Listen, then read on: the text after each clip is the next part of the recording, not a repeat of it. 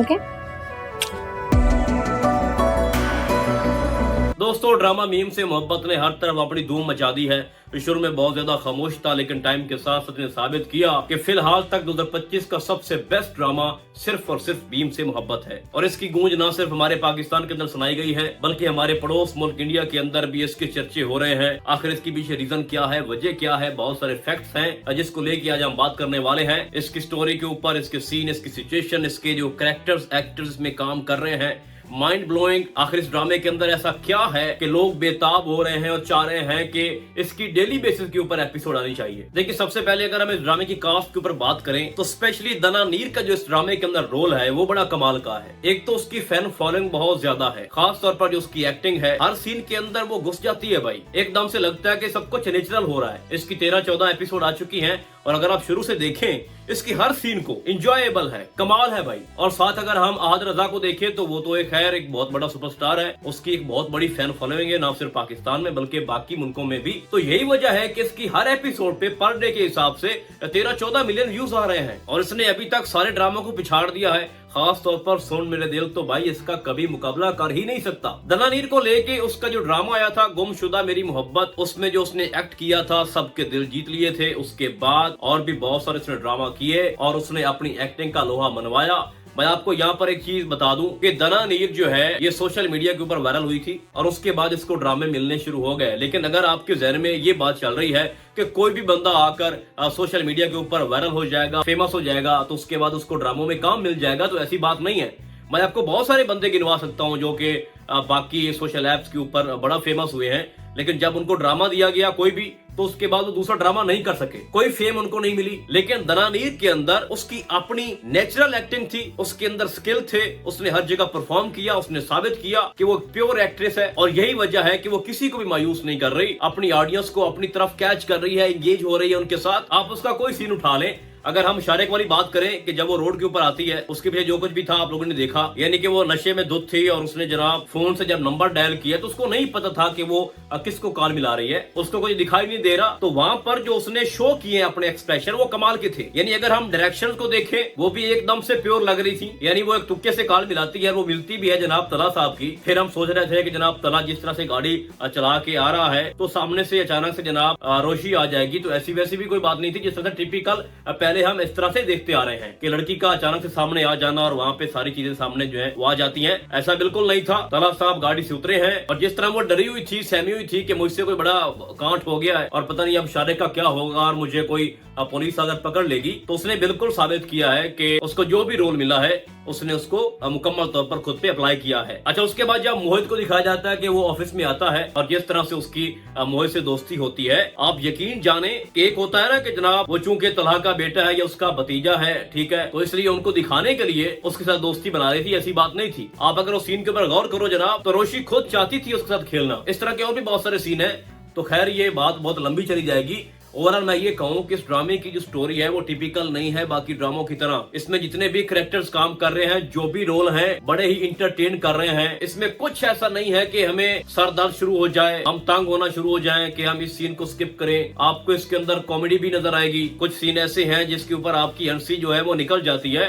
खास तौर पर जो रोशी के वो दादा और नाना, वो सारे जो कॉम्बिनेशन बनाया गया है फैमिली के अंदर, बड़े हंसी मजाक वहाँ पे चलता रहता है। कुछ भी ऐसा नहीं है जो कि आपके लिए इरिटेशन का सबब बने। अच्छा, यहाँ पर एक चीज बड़ी पॉइंट आउट की गई है कि इंसान की जिंदगी में जो भी हालात चल रहे होते हैं उसमें जो चेंज आता है वो किसी वजह से आता है। यानी कि जो तलाब वाला सीन था वो दिखाया जाता है कि वो अपने भाई और भाभी को लेके जा रहा होता है, खुद ड्राइव कर रहा होता है, साथ मोहित भी होता है। तो इस वाकये से पहले बिल्कुल वो चेंज था, फुल चिल बॉय था, ठीक है। फिर जिस तरह से वो मसला बना और उसके बाद वो सारे इशू को वो खुद को जिम्मेदार जो है वो मानता है, तो इसलिए उसने अपनी जिंदगी पूरी चेंज कर दी और उसी को आगे लेके आ रहा है। और अगर हम दूसरी तरफ रोशी को देखें तो वो भी अपनी मर्जी की मालिक थी, अपनी फुल जिंदगी को एंजॉय कर रही थी।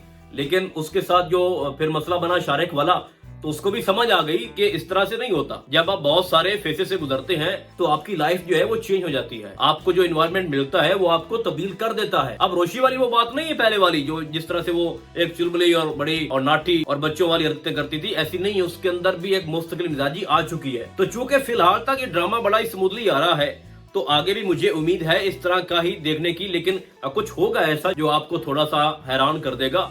यानी कि माही की शादी हो रही है, तो मुझे नहीं लगता कि ये शादी इनकी कामयाब हो सकती है। कुछ ना कुछ ऐसा करेंगे, क्योंकि जो इनकी सलीका फुफो है वो बहुत ही खतरनाक है, और अगर उसका बेटा जो है वो अपनी फुफो की तरह इसके साथ रवैया रखता है या कुछ ऐसा स्ट्रेंज होता है, तो थोड़ा सा इस स्टोरी के अंदर जो है वो इमोशनल, वो सारी चीजें इसके अंदर आ जाएंगी। और अगर हम तलाक की बात करें तो वो भी काफी इंटरेस्टेड है अब रोशी के अंदर, चूंकि मोहित क्योंकि किसी और से दोस्ती करता नहीं था, तो जब से उसकी बॉन्डिंग बनी है रोशी से, तो उसने काफी हद तक इंगेज किया है तला की तरफ। और तला अब सोचने में मजबूर हो चुका है कि मुस्तकबिल में अगर रोशी से मेरी शादी या इस तरह का कोई पैचअप होता है तो कैसा लगेगा, और खास उसके वाले साहब की भी बड़ी ये ख्वाहिश है। तो इसमें कोई डाउट नहीं है कि जब माही की शादी हो रही होगी उसमें तला साहब भी इनवाइटेड होंगे।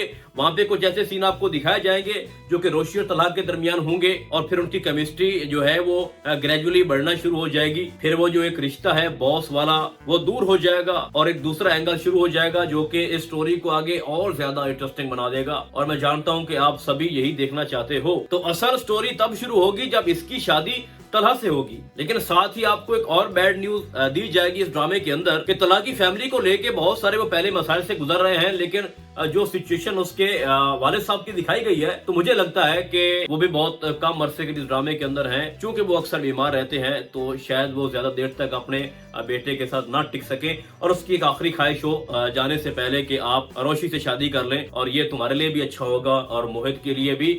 तो ये सारी चीजें आगे जाके होंगी, लेकिन उसके बाद ये हो सकता है कि आपको फिर अच्छे से दिखाया जाए कि शादी के बाद वाली जो लाइफ है रोशी के लिए, वो उसको किस तरह से आगे लेके चलती है। अभी तो वो गैर जिम्मेदार है, उसको कुछ पता नहीं चल रहा कि मैं क्या कर रही हूँ क्या नहीं कर रही, लेकिन जब उसके ऊपर जिम्मेदारियां आ जाएंगी, क्या फिर ये जोड़ी जो है कामयाब आपको दिखाई जाएगी, एंड तक सब कुछ अच्छा चलता रहेगा। जिस तरह से ये स्मूथली स्टोरी आगे आ रही है, क्या आगे भी इस तरह से चलेगी? तो चूंकि अभी ये ड्रामा स्टार्ट हुआ है, 13-14 एपिसोड आई है, अभी बहुत बड़ी स्टोरी अभी पड़ी है, तो हो सकता है कि इसके अंदर कुछ थ्रिलिंग, कुछ सस्पेंस डालें, और होना भी चाहिए। अगर इसी तरह ये ड्रामा आगे चलता रहे तो मेरे ख्याल में थोड़ा फीका पड़ जाएगा। ओवरऑल इस ड्रामे को अपने मुल्क से ज्यादा एक जो कम्युनिटी है यंग जनरेशन की हमारे पड़ोसी मुल्क के अंदर, वो बहुत ज्यादा लगाव रखते हैं हमारे ड्रामों के साथ, और बड़ा बाकायदगी के साथ हमारे हर ड्रामे के ऊपर उनकी नजर है। और नो डाउट कि हमारे हर एक्टर की बहुत बड़ी उधर फैन फॉलोइंग है, और इंतजार कर रहे होते हैं कि कब किसका फलां का कब ड्रामा आ रहा है। और यही वजह है कि इसकी जो व्यूअरशिप है, जो इसकी टीआरपी है, कि हर एपिसोड के ऊपर इतने ज्यादा जो व्यूज आ रहे हैं, उसकी यही वजह है कि इंडिया में बहुत सारे लोग इसको देख रहे हैं। तो ये कहना गलत नहीं होगा कि इसने सबको पिछाड़ दिया है। फिलहाल की घड़ी में जितने भी ड्रामे इसके साथ चल रहे हैं, वो किसी भी सूरत में इसका मुकाबला नहीं कर सकते। तो जहां तक मुझे लगता है कि आगे जाके स्टोरी बहुत ज्यादा इंटरेस्टिंग हो सकती है। बाकी आपको क्या लगता है कि इस ड्रामे में ऐसा खास क्या है? कौन सा कैरेक्टर आपको बहुत अच्छा लग रहा है? किसकी वजह से आप इस ड्रामे को ज्यादा देख रहे हो? तो आपने मुझे कमेंट्स में बताना है। तो फिलहाल आज के लिए बस इतना ही। हम आपको बहुत जल्द मिलेगा किसी और ड्रामे के नए रिव्यू में। तब तक के लिए अल्लाह हाफिज।